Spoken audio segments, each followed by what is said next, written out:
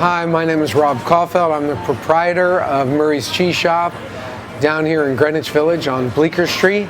This part of Bleecker Street is an old Italian neighborhood, and a few of the remaining food stores on our block are Faico's Pork Store next door and Ottomanelli the Butcher down the street. And Murray's is the oldest cheese shop in New York City. My job as the proprietor is to go around the world and around the country, especially these days, and find the best cheeses from the best producers, usually artisan or farmstead producers, small producers typically.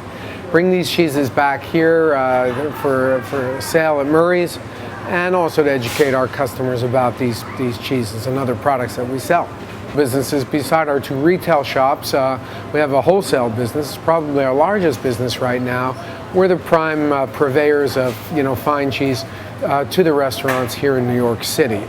In addition to our wholesale business, we have Murray's by mail, murrayscheese.com, our online business, and we also have a catering operation and a classroom business called the Cheese Course. We give classes in our classroom here most nights of the week, and we teach about cheese, wine and cheese, but also other related subjects. Specialty cheese is the category we're in. Has grown substantially over the last several years and continues to grow as more and more people are seeking these kinds of products. And it wouldn't be just in cheese, obviously, but in other commodity categories, other related products, as people are becoming more and more concerned about what they eat.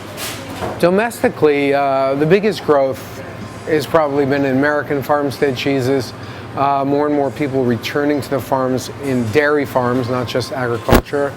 And so each year we see, for example, the American Cheese Society runs a conference every year with judging. And when I used to judge, we'd have as few as, let's say, 75 or 100 cheeses a year. And I think this year there were 1,200 cheeses. So there's been explosive growth in the American market and the sale of those products.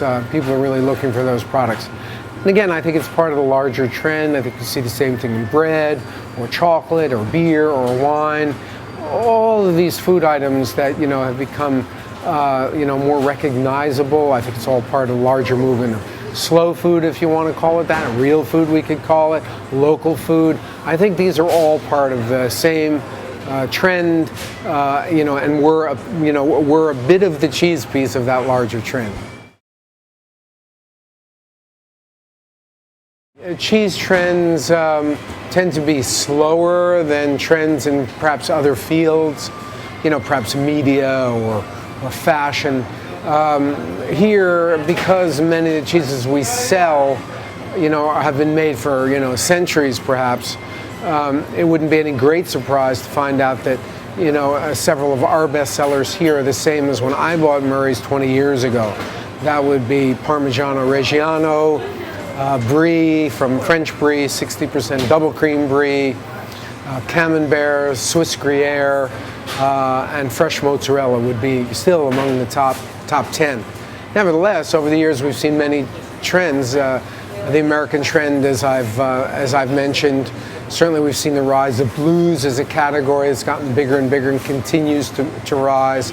People like fuller flavored cheeses, things that are a little more assertive, instead of just bland, plasticky tasting things that we might have all grown up with back in the old days. Certainly goat cheeses were one of the early trend setters, but now sort of leveled off. Spanish cheese had a big run a few years ago and now settled into a nice permanent niche. Some of the more exotic Italian cheeses, not just the famous ones, also had their day. English cheeses grew for a while and then sort of faded a little bit. Now it's mostly cheddars and Stiltons that are still the bulk of the sales, from that particular country. So these are some of the trends that that we've seen. Mostly what happens is a particular cheese might win a prize or somehow get some sort of recognition, often in the media, perhaps from a chef. And then there's a little flurry of activity, and then if it's got long-term staying power, then we'll keep it here because obviously the customer is the final arbiter of that. A lot of people ask about raw milk cheese and contraband cheese. Admittedly, many years ago, there was more of it around, but I don't think any of us particularly thinking about it in those terms.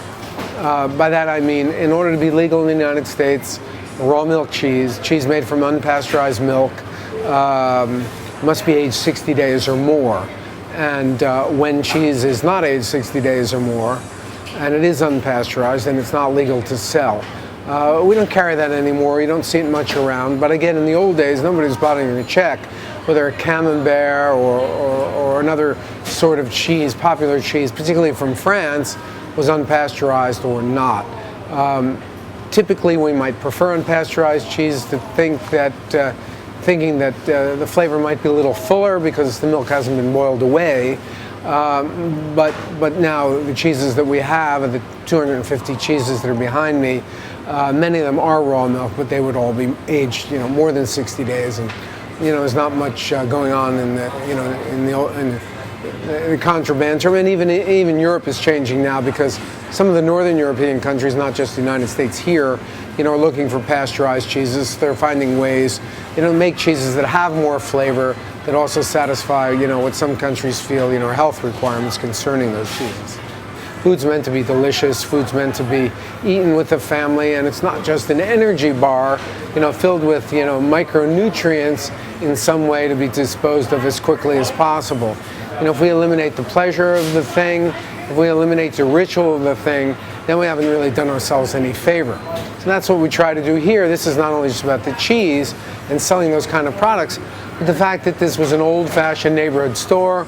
It was founded in 1940. It was going out of business because the owner was going back to Italy. We rescued it. So there's a neighborhood element to Murray's as well as the product element, I think. And I think that would be true for a lot of what we're talking about. I think you'll see a trend back towards smaller stores as people stay closer to home and start cocooning even more than they have. We welcome you to all come and visit us.